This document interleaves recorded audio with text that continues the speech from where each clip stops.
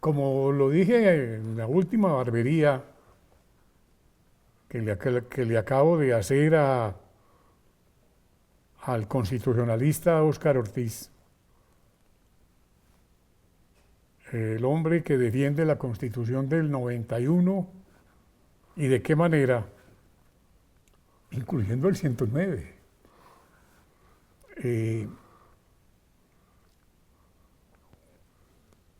¿Usted cómo ve, hablemoslo claramente aquí,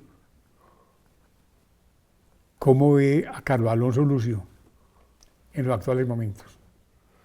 William, muchas gracias. Apenas llegué me di cuenta que estaba en la cola Óscar Ortiz González y yo dije, aquí me tocó esperar porque primero va la edad, la autoridad y el gobierno. Por eso pasó Sí. primero él a la peluquería y lo hizo con lujo de detalles y reflexionó con usted sobre estos temas constitucionales. Carlos Alonso Lucio, me pregunta por él, un gran amigo. Creo que es un hombre que tiene un carisma profético. Sí. De las primeras personas a las que le escuché yo hablar de la milicianización que hay en el país, Carlos Alonso Carlos Lucio. Alonso Lucio, perdón. Y él me hablaba del tema y yo trataba de entender la expresión. A veces tenía que hacer ejercicios de pronunciación para repetir la Sí, expresión. porque es que es difícil. No es fácil. Y si uno mira hoy en retrospectiva, ya la gente habla de milicianización del país. Oiga, y usted está hablando muy claro de la milicianización. Porque Lucio hizo la labor pedagógica pertinente. Y lo dijo a tiempo, y lo dijo, o mejor, de una manera muy anticipada. Hoy la gente ya reconoce con mucha preocupación que el país está pasando por un proceso de milicianización que coincide con un deterioro de la moral de las fuerzas militares en manos de un personaje que lidera las fuerzas militares, dizque como ministro, cuando yo creo que a la hora de la verdad es un gerente liquidador de las fuerzas militares. Tampoco tenemos comandante en jefe de las fuerzas militares. Y Carlos Alonso hizo esa premonición. El país está milicianizando. Y también hizo los primeros aportes a hablar de la importancia del juicio político y de apelar al artículo 109 de la Constitución, que como dijo ahorita Óscar en esta sesión de la barbería, Óscar Ortiz González. Óscar Ortiz González, como lo dijo él, hace parte integral de la Constitución y uno no puede defender la Constitución. Óscar Ortiz González, profesor emérito Profesor de la emérito Universidad Católica de Colombia. y de los auténticos y genuinos promotores de la séptima papeleta, que lo hizo con una labor muy encomiable y muy joven, Sí. valga la pena decirlo. Y pues como dice Óscar Ortiz González, a la Constitución se le defiende plenamente y eso pasa por defender el 109, El 109. incluyendo el 109, porque Y usted dice también lo mismo. pues es que, claro, cuando uno va a defender la Constitución, uno no puede defenderla por pedazos o por trozos. Y yo celebro que en estos días que el señor Leiva y el señor Montealegre y el señor Petro nos quieren embutir ¿Cómo es que decía ahora una cosa muy agradable y simpática Óscar Ortiz González, hablando del pacto de Sitges? Eso es una expresión muy erudita que yo no me atrevo a repetir. No, Porque ¿cómo es que es? ¿La qué? Almadraba de Buche. Almadraba de Nuche, Buche. de Buche, que es una trampa que hacen para pescar atunes. Almadraba de... Buche.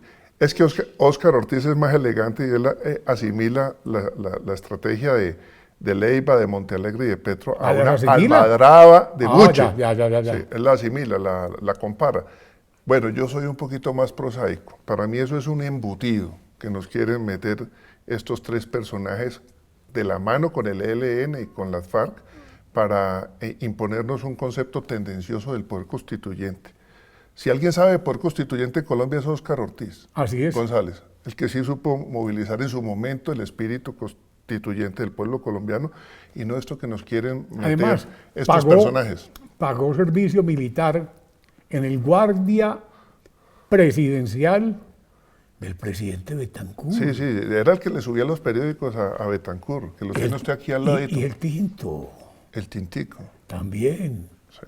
Yo soy el cucarachero y tú la cucaracherita, Sí. decía el presidente. Y eso le decía a una reina de belleza de un reconocido departamento. Los hombres inteligentes tienen buen sentido estético y eso es un derecho. Sí. Y también se construyen muchas Nini leyendas Giovanna. alrededor de eso se construyen muchas leyendas, mi apreciado William.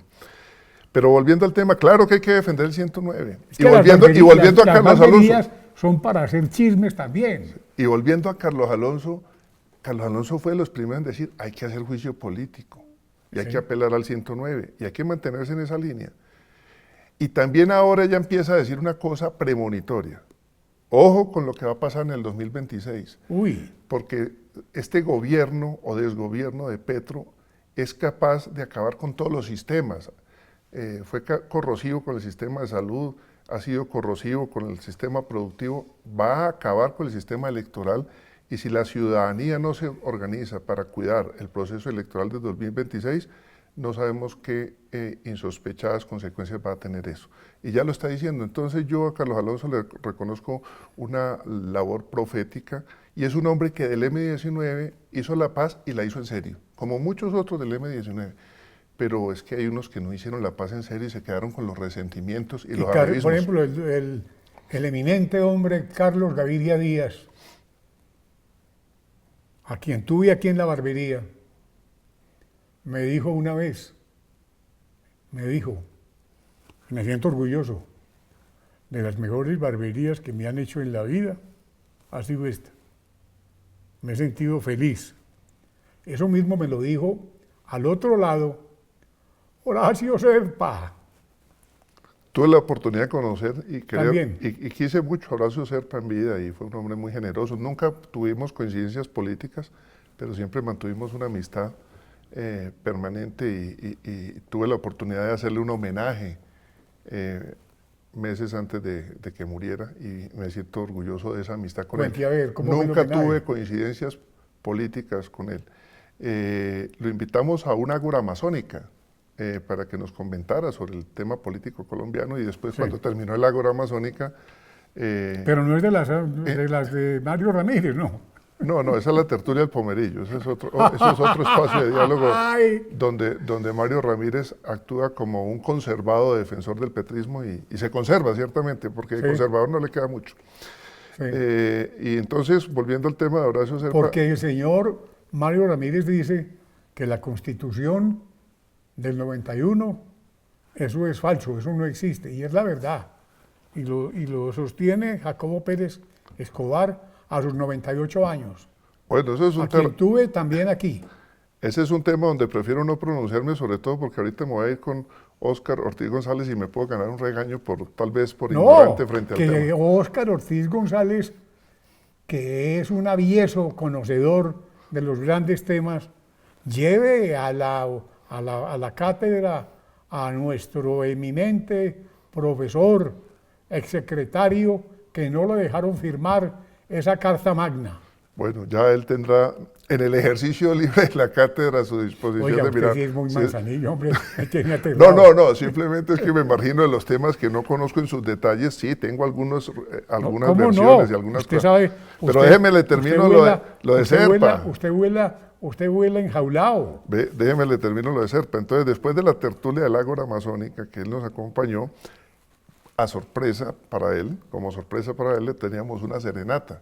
Qué lindo. Y fue muy bonito, fue una ocasión donde nos acompañaron 500 personas de la masonería colombiana conectadas desde diferentes sitios y amigos de él, y tuvimos la oportunidad de cantarle y hacerle un homenaje en vida, y me siento contento de haberlo hecho porque, reitero, nunca tuve coincidencias políticas con él, pero siempre tuvimos una eterna amistad que a mí me edificó en lo particular.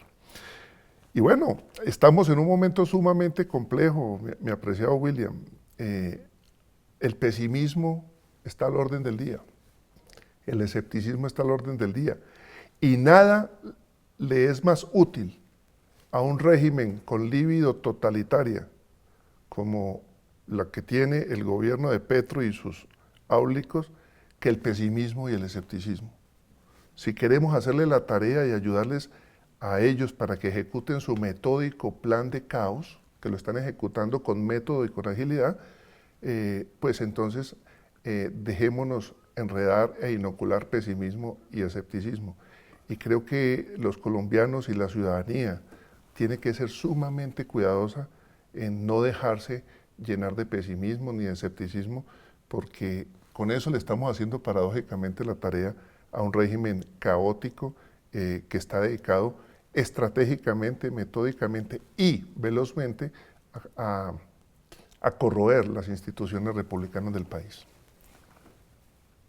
Eso que usted acaba de hablar tan elocuentemente, me lo ha dicho en sus notas editoriales para Atención Antioquia, el primer editorialista de Colombia, Luis Fidel Moreno Rumié, con esa capacidad de análisis, porque es un hombre sobrado de lote y nos dice cosas elocuentes.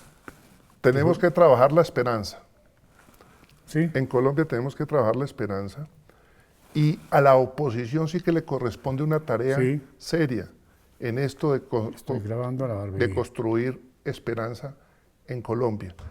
La oposición hace una labor valiente con líderes individuales respetables, valerosos, con las denuncias y el control político que hacen a diario, y eso hay que aplaudirlo. Pero eso no es suficiente. La oposición tiene que generar un espacio de diálogo, una ruta de trabajo, unos encuentros edificantes para construir una narrativa que sea inspiradora para esa gran mayoría de colombianos que quieren seguir optando por Colombia, hacerlo de manera socialmente competente, con más y mejores empresarios, con más y mejores trabajadores, porque si no lo hacemos desde la oposición, y yo soy una modesta parte de ese movimiento, si no le hacemos una propuesta seria al país con esperanza, vamos a terminar haciéndole la tarea a la agenda corrosiva del gobierno actual, de manera tal que una invitación a construir esperanza. ¿Usted cómo ve lo que ya se vislumbra con nombres nuevos, como Miguelito Uribe, como David Luna, como la propia María Fernanda Cabal, quien no tiene pelos en la lengua? Ellos desde la política están haciendo una labor importante de oposición, valiente, con denuncia y control político. Enhorabuena. Y otras personas lo están haciendo desde otras orillas, desde los gremios, desde los medios de comunicación. Qué valiente Vicky Dávila como periodista. Qué valiente Vicky Dávila. Una labor permanente, juiciosa, acuciosa y rigurosa para hacerle control político y denunciar todos los grandes escándalos que hoy están al orden del día. Si no hubiéramos tenido a Vicky Dávila, ¿dónde estarían los escándalos que hoy han medrado alrededor del gobierno de Petro? Todas esas personas están haciendo desde este programa, perdóneme que lo pise, desde este programa quiero hacerle el más vivo reconocimiento a esta valiente mujer que es Vicky Dávila, una periodista que sí tiene pantalones. Sin duda. Y que se los supo amarrar. Sin duda. O digamos que tiene la falda bien puesta también, para no ponernos en plan de ponerle pantalones a una mujer que también, además de inteligente, además de valiente, es muy agraciada. Y muy bella además. Y está sumamente sintonizada con el país. Pero no solo ella desde los medios de comunicación, o Miguel Uribe y David Luna y María Fernanda Cabal y Paloma Valencia desde la política. ¿Qué dice Paloma Valencia del 109? También desde la academia, déjeme le termino, desde la academia. Óscar Ortiz, que me precedió en el tema, hace una labor de oposición. Y yo desde mi Twitter pequeño, modesto, que se llama Matutinadas, hago oposición. Pero el llamado es a todos estos sectores de oposición, o es que nos juntamos y nos construimos una narrativa inspiradora, o vamos a dejar al país al garete en medio de un pesimismo y un escepticismo que solo le sirve a un régimen con líbido totalitaria como es el régimen de Petro. Usted como Alejandro Ramírez. Otro, hay muchos, es decir, cometo el error de empezar a decir nombres que uno termina Sí. omitiendo otros, pero que los que han sido omitidos no piensen que no es con ellos, también es con ellos. A mí me alegra mucho saber que desde esta tribuna hemos hablado de Vicky Dávila, porque lo merece. Lo merece, lo está haciendo bien, está sintonizada. Muchos quieren ver a Vicky Dávila en el terreno de la política electoral. Yo no sé si ella tenga ese tema en mente, pero lo que hace como periodista contribuye al cuidado de la democracia. Y así como lo hace ella, otros lo hacen desde la academia, otros desde algunas columnas de opinión, otros lo hacen desde el ejercicio de la política. Y yo quisiera decirle a estos sectores de oposición, de los que yo hago parte, juntemos esfuerzos, construyamos discursos, armemos narrativas. Y ojo, como se lo escuché decir a Juan Carlos Echeverri en estos días en una de las tertulias del Pomberillo, Sí. el plan de la oposición no es solo para ganar las elecciones próximas y en esos próximos 4 años rehacer lo que está quedando destruido. Tiene que ser un plan a 8, 16 años. Sí. No puede ser solo organicémonos para la próxima jornada electoral, no, tiene que ser la construcción de una visión de país que nos permita